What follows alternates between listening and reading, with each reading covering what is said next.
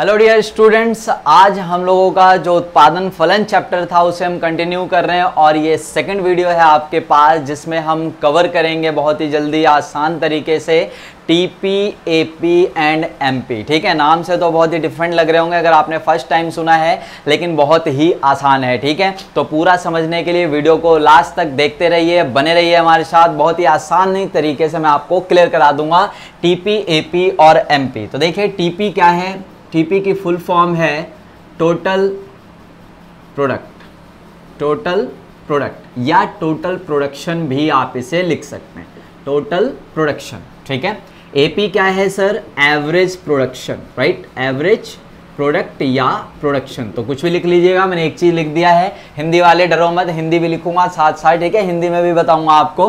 तो average product और ये है आपका marginal product, marginal product, right. तो ये टॉपिक है हमारे टोटल प्रोडक्ट, एवरेज प्रोडक्ट और मार्जिनल प्रोडक्ट, राइट। हिंदी में कहा जाता है इसे कुल उत्पाद, कुल उत्पाद, औसत उत्पाद, औसत उत्पाद और सीमांत उत्पाद। ठीक है, सीमांत उत्पाद। जरा देखिए, मैंने कहा कि उत्पाद कह लीजिए या उत्पादन कह लीजिए, बात एक ही है। ठीक है, उत्पादन, कई राइटर्स ने उत्पादन भी लिखा है, कई राइटर्स ने उत्पाद भी लिखा है, तो आप कुछ भी लिख सकते हैं यहाँ पर, कुल उत्पाद या कुल उत्पादन, ऐसे ही औसत उत्पाद या औसत उत्पादन, है ना। तो ये तीन टॉपिक हैं और बहुत ही आसान होते हैं, लेकिन समझिएगा इसको, जैसा भी आपका मीडियम है हिंदी और इंग्लिश, आसान तरीके से आपको समझ आ जाएगा। तो देखिए क्या है ये टोटल प्रोडक्ट और क्या है एवरेज प्रोडक्ट और क्या है एमपी यानी कि मार्जिनल प्रोडक्ट। ठीक है ना, ये मध्य प्रदेश नहीं है। कई बार तो बच्चे पेपर में पता ही नहीं होता, लिखाते हैं मध्य प्रदेश, है ना, मायापुरी, ना जाने क्या क्या लिखाते हैं। तो यहाँ पर फिलहाल देखिए टोटल प्रोडक्ट की अगर मैं डेफिनेशन की बात करूँ तो बहुत ही आसान है। क्या कहा जाता है, देखिए जब भी टोटल की बात होती है, कहीं भी टोटल की यानी कि कुल जोड़ की बात होती है वहाँ पर, है ना। तो सिंपल सी बात मैं कहूँ कि जैसे एक कोई प्रोड्यूसर है यानी कि उत्पादक जो वस्तुओं का उत्पादन करता है, सही है। अब उसने एक निश्चित समय में, निश्चित समय का मतलब आपको पता है कुछ कितना भी हो सकता है, 1 महीना, 2 महीना, 5 महीना, 6 महीना, लेकिन जनरली किसकी बात की जाती है? 1 अकाउंटिंग ईयर यानी कि 1 लेखा वर्ष, 1 वर्ष की बात होती है ना। तो 1 वर्ष में एक उत्पादक ने जिस प्रोडक्ट की जितनी भी यूनिट्स बनाई, कोई प्रोडक्ट मैन्युफैक्चर करता है वो, उसकी जितनी भी यूनिट्स बनाए उस टोटल सम को क्या कहेंगे सर? टोटल प्रोडक्ट कहेंगे, यानी कि टोटल प्रोडक्शन कहेंगे, कुल उत्पाद कहेंगे। समझ आ गया। अब एवरेज प्रोडक्ट की अगर मैं बात करूं तो एवरेज प्रोडक्ट और मार्जिनल प्रोडक्ट बिल्कुल इससे कोरिलेट करता है और आसानी तरीके से हम इसको कैलकुलेट भी कर लेंगे, जान भी लेंगे, समझ भी लेंगे। तो आइए देखिए, टोटल प्रोडक्ट की मैं आपको डेफिनेशन भी लिख कर देता हूं, बहुत ही आसान है, जो समझ आ जाएगा आपको जल्दी। तो देखिए यहाँ पर एक लेखा वर्ष में, सही है, एक लेखा वर्ष में, कई राइटर्स लिखेंगे एक वित्तीय वर्ष में, कई लोग लिखेंगे 1 वर्ष में, कई लोग लिखेंगे एक निश्चित समय में, सब सेम है, सबका मतलब है 1 ईयर, सही है। तो एक लेखा वर्ष में एक उत्पादक द्वारा किसी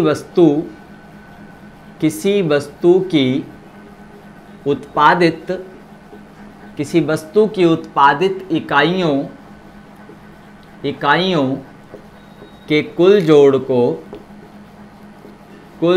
को क्या कहा जाता है सर? कुल उत्पाद कहा जाता है। देखिए सिंपल, वही चीज जो मैंने बताया आपको वही लिखवाया है, सिंपल। मैंने कहा एक प्रोड्यूसर एक निश्चित समय यानी कि 1 वर्ष में मानकर चलिए, जिसका भी वो प्रोडक्शन करता है, जो भी उत्पादन करता है, उसका टोटल यूनिट जितना उसने मैन्युफैक्चर किया वही क्या कहलाएगा सर? कुल उत्पाद कहलाएगा। तो देखिए मैंने लिखा है एक लेखा वर्ष में एक उत्पादक द्वारा किसी वस्तु की उत्पादित इकाइयों के कुल जोड़ को, सही है ना, क्या कहा जाएगा सर? कुल उत्पादन कहा जाएगा। और ये किसकी सहायता से संभव है? आप चाहें तो इसी डेफिनेशन में ये भी आप इंक्लूड कर सकते हैं। क्या लिख सकते हैं सर? एक लेखा वर्ष में एक उत्पादक द्वारा, देखिए यहां पर मैं ऐड कर दे रहा हूं, उत्पादन के साधनों की सहायता से, उत्पादन के साधनों की सहायता से किसी वस्तु की उत्पादित इकाइयों के कुल जोड़ को क्या कहेंगे सर? हम कुल उत्पादन। समझ आ गया? तो उत्पादन के साधन क्या हैं? जिनकी सहायता से हम उत्पादन कर पाते हैं, ठीक है, यानी कि production factors, factor of production, जिनकी सहायता से हम उत्पादन कर पाते हैं, ठीक है। इसमें क्या आ जाते हैं आपके? वे साधन या कारक जिनकी सहायता से उत्पादन किया जाता है, ठीक है। कोई डाउट ना रह जाए, इसलिए हर चीज़ मैं आपको क्लियर कर देता हूं साथ के साथ ही। तो देखिए उत्पादन के साधन कौन कौन से हैं? भूमि, ठीक है, भूमि, श्रम, पूंजी, ठीक है, उद्यमी यानी कि ऑनर, मालिक। तो देखिए लैंड, लेबर, कैपिटल और एंटरप्रेन्योर, ठीक है, ये सारे हमारे जो है मेन क्या हैं? ये उत्पादन के साधन यानी कि फैक्टर ऑफ प्रोडक्शन। इनमें से कोई भी एक भी नहीं रहेगा, अगर कोई एक भी ना हो, किसी एक का भी एब्सेंस हो, तो प्रोडक्शन पॉसिबल नहीं है, है ना। तो प्रोडक्शन तभी पॉसिबल है जब इनकी सहायता से किया जाए। ये एक परफेक्ट डेफिनेशन होगी आपकी, सही है। तो पूरा डेफिनेशन लिखिएगा। एक लेखा वर्ष में एक उत्पादक द्वारा उत्पादन के साधनों की सहायता से किसी वस्तु की उत्पादित इकाइयों के कुल जोड़ को क्या कहेंगे सर? कुल उत्पादन कहेंगे। अब समझिए इसी डेफिनेशन को इंग्लिश में, ठीक है, बहुत ही आसान है, सिंपल मैंने ये बताया है कि total sum of units which is produced by a producer by the help of production factors in a given period of time or in a fixed period of time और इन एन अकाउंटिंग ईयर। समझ आ गया? Simple सी बात मैंने बताई, दोबारा मैं बोल देता हूं कि total sum of units of any commodity, total sum of units of any commodity which is produced by a producer by the help of production factors in an accounting year. It is called total production. समझ आ गया? तो total production क्या है sir? उसकी Hindi definition, English definition perfect आपके पास है। मैंने यहां पर लिखा है प्रोडक्शन फैक्टर्स, यानी कि फैक्टर ऑफ प्रोडक्शन। ये जो लिखा हुआ है फैक्टर ऑफ प्रोडक्शन, मैंने बोला था ना by the help of production factors. तो प्रोडक्शन फैक्टर्स क्या हैं? जिनकी हेल्प से हम प्रोडक्शन करते हैं। एग्जांपल है लैंड, लेबर, कैपिटल और एंटरप्रेन्योर यानी कि मालिक, सही है ना। ये ऑनर है हमारा। लेबर, श्रम पता ही है हिंदी वालों को, श्रमिक है। आइए अब हम चलते हैं इसी डेफिनेशन के बाद एपी के ऊपर, यानी कि एवरेज प्रोडक्शन। सिंपल सी कहानी है एवरेज प्रोडक्शन की, अगर आप जानेंगे। देखिए प्रोडक्शन की क्या कहानी है मैं बता देता हूं एवरेज प्रोडक्शन की। अगर मुझे एपी निकालना है तो मुझे क्या करना होगा? जो टोटल प्रोडक्शन है उसको मुझे डिवाइड करना होता है एल से। किससे डिवाइड करना है सर? एल से, और ये कैलकुलेट हो जाएगा हमारा एवरेज प्रोडक्शन। आइए जानते हैं इसको आसान तरीके से। क्या है इसमें? टीपी क्या है आपको कंफर्म हो चुका है, टोटल प्रोडक्शन। एल क्या है सर? एल है total number of labours, total number of labours यानी कि वेरिएबल फैक्टर। क्या? Variable factors which is used in production. ठीक है, ध्यान रखिएगा। देखिए मैंने कहा कि L क्या है सर? इसे आप वेरिएबल फैक्टर भी कह सकते हैं। देखिए जब प्रोडक्शन फैक्टर्स, जो प्रोडक्शन फैक्टर्स होते हैं, जब मैं उसे बताऊंगा, आपको डिफाइन करूंगा, एक अलग से टॉपिक को डिफाइन करूंगा प्रोडक्शन फैक्टर्स को मैं, सही है। वहां पर जितने भी प्रोडक्शन फैक्टर्स है, अभी जो हमने पढ़ा भूमि, श्रम, पूंजी, उद्यमी और भी जो कुछ है, इनको हम दो कैटेगरी में बांट सकते हैं, वेरिएबल फैक्टर और fix factors. Variable factor, fix factor, ये पढ़ेंगे हम, एक टॉपिक को पूरा कवर अप करेंगे, बहुत ज्यादा इंपॉर्टेंट होता है। फिलहाल समझिए एल है यहां पर लेबर, और लेबर कौन सा फैक्टर होता है? वेरिएबल फैक्टर होता है। तो देखिए total number of labours which is used in production, ठीक है, यानी कि कुल श्रमिकों की संख्या जो उत्पादन में प्रयोग की गई है उससे डिवाइड करना है मुझे, कुल श्रमिकों की संख्या जिसे उत्पादन में प्रयोग किया गया। एग्जाम्पल के तौर पर मानकर चलिए टोटल प्रोडक्शन है हमारा 1000 मोबाइल। कितना है सर? देखिए मैं यहाँ पर एक एग्जाम्पल ले लेता हूँ, 1000 मोबाइल। क्या है सर? 1000 मोबाइल, और लेबर्स यूज हुए हैं 10। कितने लेबर यूज हुए हैं? 10। तो समझ जाइए हमारा एवरेज प्रोडक्शन कितना आया सर? 100 मोबाइल। क्या आ गया सर? 100 मोबाइल्स। ठीक है, तो 100 मोबाइल क्या है, एवरेज प्रोडक्शन। इसका मतलब समझ आ गया होगा, एक लेबर एवरेजली जितना हमें प्रोड्यूस करके देता है, यानी कि प्रति इकाई उत्पादन, श्रम की प्रति इकाई उत्पादन, यानी कि एक लेबर जितना प्रोडक्शन एवरेजली देता है वो क्या है सर, हमारा एवरेज प्रोडक्शन है ना। तो देखिए इसकी जो डेफिनेशन है वो डेफिनेशन भी इसी तरीके से होगी, प्रति इकाई श्रम की प्रति इकाई उत्पादन, श्रम की प्रति इकाई उत्पादन को क्या कहा जाता है सर, औसत उत्पादन। श्रम की प्रति इकाई उत्पादन यानी कि एक लेबर हमारा लगभग कितना आउटपुट दे रहा है, कितना प्रोडक्शन कर रहा है, कितना उत्पादन कर रहा है सर, उसी को क्या कहा जाता है, एवरेज प्रोडक्शन। 10 लेबर मिलकर टोटल कितना बना रहे हैं, 1000 मोबाइल बना रहे हैं। हो सकता है उसमें से एक लेबर 8 मोबाइल भी बना रहा हो, एक 9 भी बना रहा हो, एक 15 भी बना रहा हो, एक 20 भी बना रहा हो, लेकिन एवरेजली एक लेबर कितना बनाकर दे रहा है, हमें 100 मोबाइल बना रहा है। वही क्या है सर, एवरेज प्रोडक्शन। तो श्रम की प्रति इकाई उत्पादन को, है ना, यानी कि एक लेबर के द्वारा किया गया उत्पादन, प्रति लेबर, प्रति श्रम, प्रति श्रमिक द्वारा किया गया उत्पादन, है ना। देखिए यहां पर लिख देता हूं मैं, production by the each labour, production by the each labour is called average production, है ना।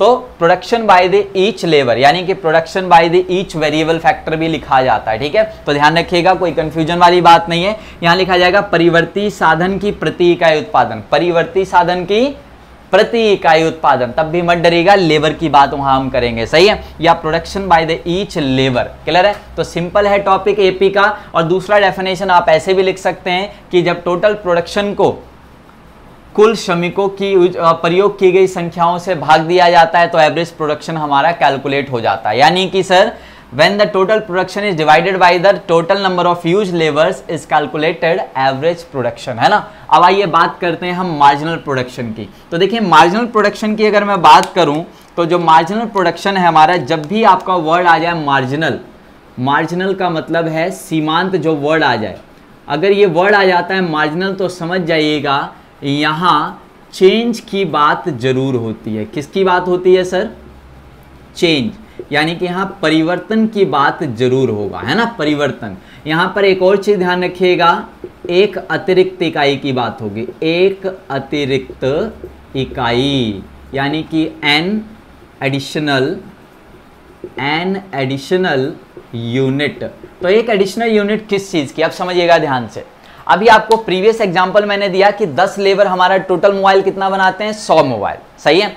एक और लेबर ले लेते हैं एक्स्ट्रा, यानी कि 11 लेबर हो गए। अभी 11 लेवल से टोटल प्रोडक्शन, 11 लेबर से टोटल प्रोडक्शन हो गया मोबाइल का हमारा 110। कितना हो गया सर, 110। तो आप समझ गए होंगे एक एक्स्ट्रा लेबर लगाने से एक्स्ट्रा प्रोडक्शन कितना हुआ, टोटल प्रोडक्शन में कितनी वृद्धि हुई, 10 मोबाइल की। वो क्या है, मार्जिनल प्रोडक्शन। कौन से, 11वें लेबर की। समझ आ गया। अब हमने एक और लेबर लगा दिया क्योंकि हमको और प्रोडक्शन बढ़ाना था। अब एक और लेबर लगाने से 12 लेबर हो गए और आपका जो टोटल प्रोडक्शन है वो हो गया 130 मोबाइल। कितना हो गया, 130 मोबाइल, 130 मोबाइल।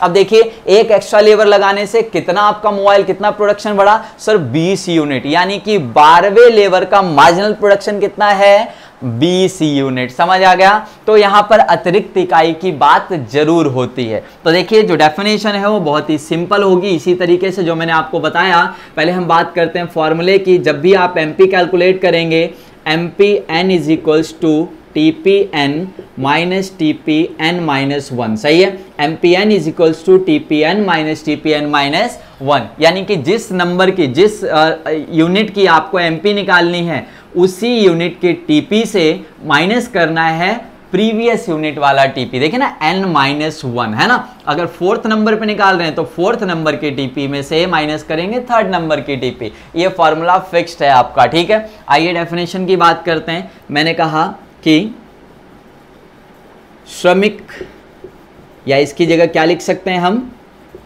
परिवर्ती साधन, है ना, ये लिखा हो सकता है। फिलहाल आप श्रम वर्ड यूज कीजिए जब तक वो टॉपिक क्लियर नहीं हो जाता। तो श्रम की एक अतिरिक्त इकाई के प्रयोग से श्रम की एक अतिरिक्त इकाई के प्रयोग से कुल उत्पादन में होने वाली अतिरिक्त वृद्धि